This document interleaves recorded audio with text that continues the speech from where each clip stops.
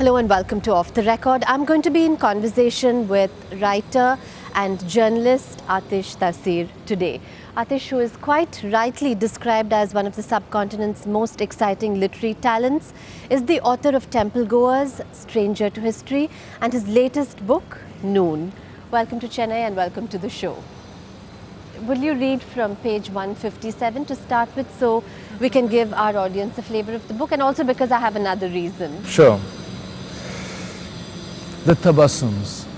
Sahil Tabassum, once said to me, years after I had met him, I like a book to have a beginning, a middle, and an end. I thought to myself, answering cliche with cliche, if everyone has a book in them, mine cannot be that kind of book. The gaps in my life were too many, the threads too few. And though I knew this, knew there was too little to string life together, the tendency was still to appear as whole before the world, to let the imagination fill in the spaces that experience had left blank. A mistake, I now feel. In writing this last episode, I tried often to see what I had not seen, to be places I had not been, to pretend that my view of Port Bin Qasim had not only and ever been an eclipsed one. In this I was like a man who, peeping through a keyhole, is denied his vantage point when leaning too forcefully against the door that has restricted and excited his vision, he causes it to swing wide open. A mistake, you see. For what we cannot know is as much a part of us as what we do know. And people, like places, must learn to live with their absences, with those parts of the record that have been sanitized. This story came to me during, and I think you will see why, a final visit to my father's country. I was tempted many times to abandon it, for the material is strange and distressing, and the tale without moral, unless you consider looking and recording with a sympathetic eye as moral enough. But in the end, the writing need was too strong, and for all my misgivings, it made its way onto the page. Well, the reason why I asked you to read this was because I thought that this was the impetus for you to write not only this book, but your earlier two books as well. Am I right in assuming that? I think the theme of absence has been a very big theme for me. It's because in this book, it's actually there in the form of the book. I've left big spaces in time and place that are just uncharted in some ways. It's been an important theme, but in this book it's probably paramount, like it hasn't been in the others.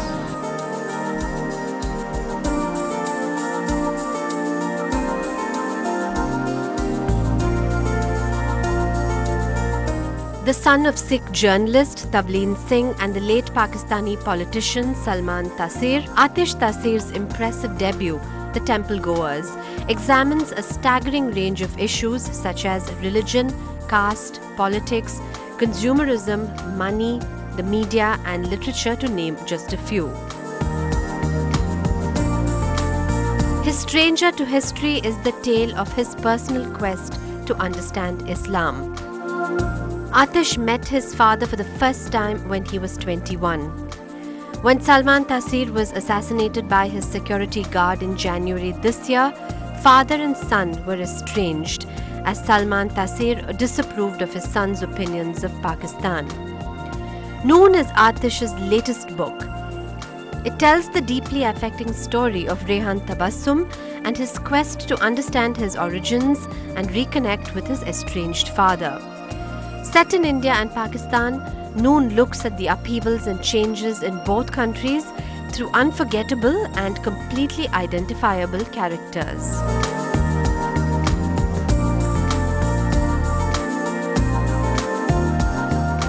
Is writing for you a form of survival? Because you say that it's when writing that you don't feel alone. So is it a form of self-preservation as well?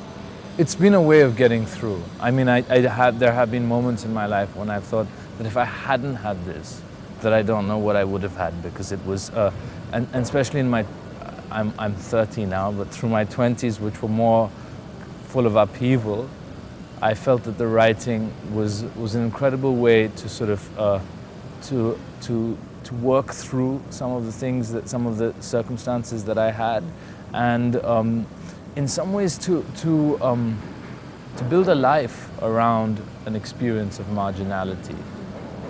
You know, you didn't meet your father till you were 21.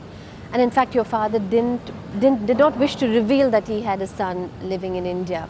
So what was it like for you growing up with this, I'm sorry to use such a strong word, a feeling of rejection in your head?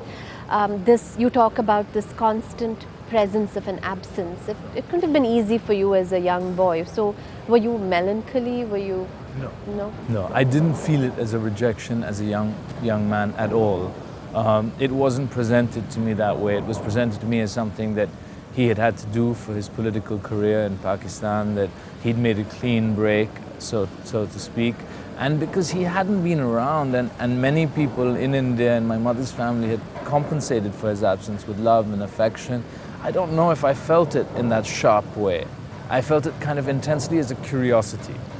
And I think there was an experience of rejection quite late, at about 17 or 18, when I tried to call him and he wasn't very forthcoming.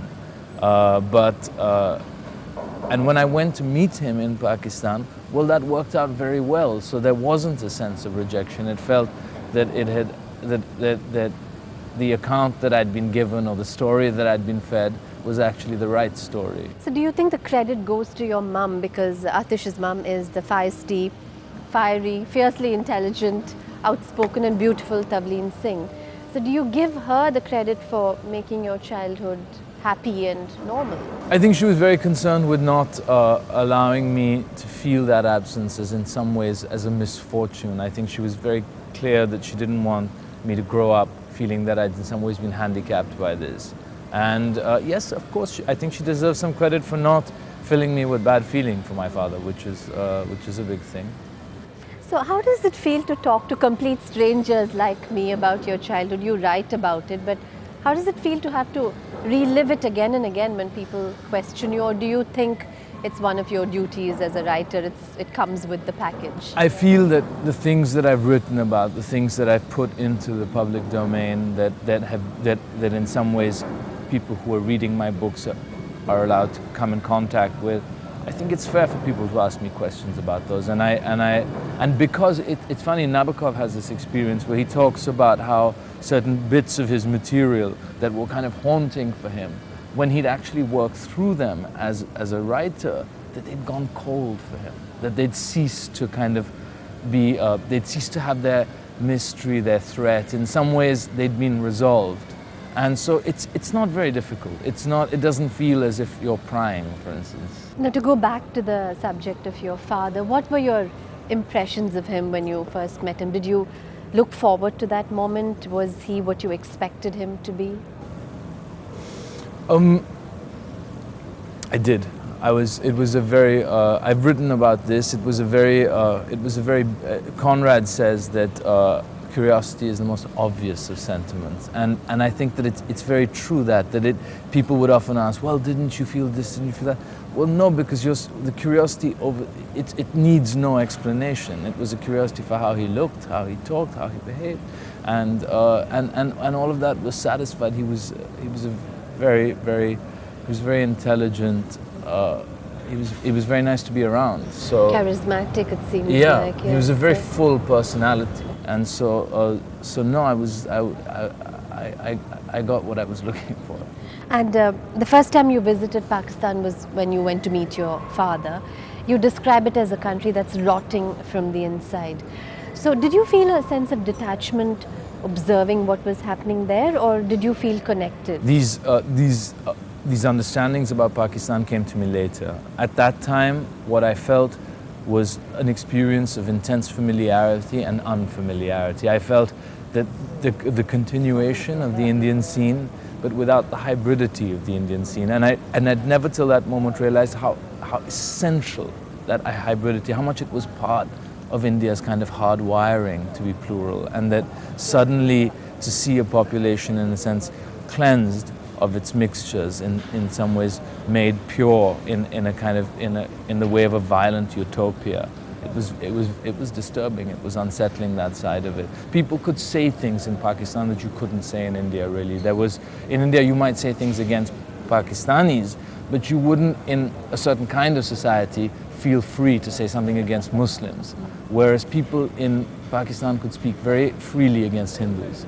I look forward to continuing this conversation with Aatish after a short break, so don't go anywhere.